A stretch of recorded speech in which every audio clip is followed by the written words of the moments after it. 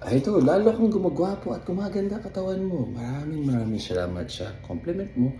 Dapat mas lalong gumanda yung katawan kasi hindi naman ako tumigil mag-workout ever since 13, pati yung diet, consistent naman ako. 46 years old na ako.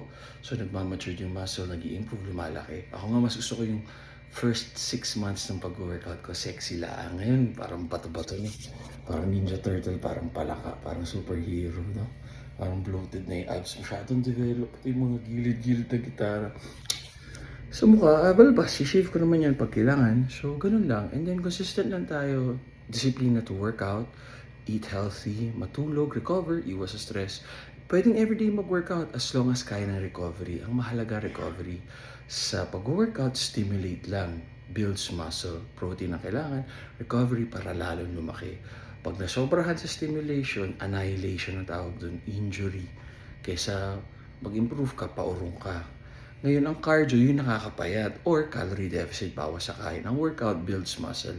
Huwag natin i-compute na, pero pwede ka naman pumayat sa pag-workout kasi the more muscles you have, the more calories you burn. And pag pumayat tayo, tapos pati muscle na wala, babagal metabolism natin, tandaan yan.